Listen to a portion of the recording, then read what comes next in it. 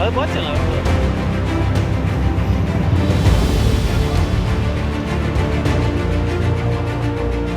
குடிக்கிறதுக்கு பயன்படுத்தக்கூடிய சுத்தமான தண்ணீர் ஏதோ சைடு பெட்ரோல் பங்குகளில் இருந்து ஏதோ வந்து கலந்து இப்போ இந்த கிணறு பால்பட்டிருக்கு.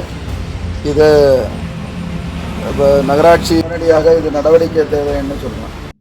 கன்னியாகுமரி மாவட்டம் மார்த்தாண்டம் அருகே உள்ளது பம்மம் பகுதி.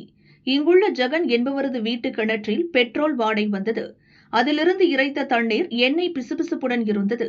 சந்தேகமடைந்த மக்கள் தீப்பற்ற வைத்து சோதனை செய்துள்ளனர். தண்ணீருக்கு மேல் தீ குபுகுபுவென எரிந்தது.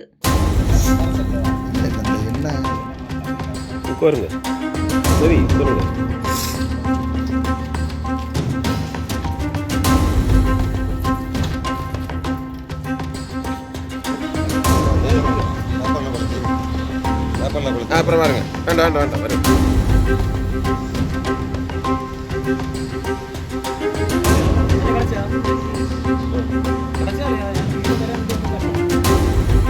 பம்மம் பகுதியை சுற்றி 10க்கும் மேற்பட்ட பெட்ரோல் பங்குகள் உள்ளது.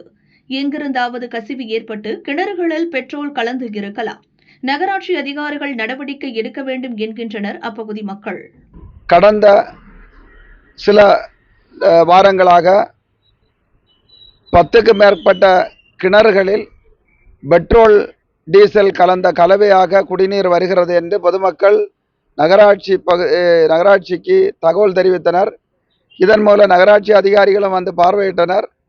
தற்போது இந்த பல்வேறு கிணறுகளில் ஆய்வு செய்யும் போது பெட்ரோல் டீசலுடைய கலவை கலந்திருப்பது தெரிய வருகிறது. இந்த கிணற்றில் இருந்து தண்ணீரை எடுத்து பார்க்கும்போது முழுமையாக டீசல் கலந்திருப்பது தெரிய வருகிறது.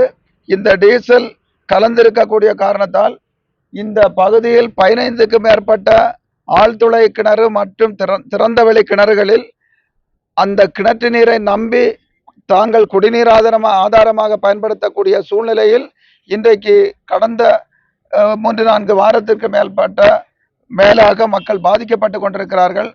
உடனடியாக இந்த பகுதியை ஆய்வு செய்து இந்த பெட்ரோல் கலந்த கலவை எவ்வாறு இந்த குடிநீர் கிணறுகளில் இறங்கி இருக்கிறது என்பதை ஆய்வு செய்ய வேண்டும்.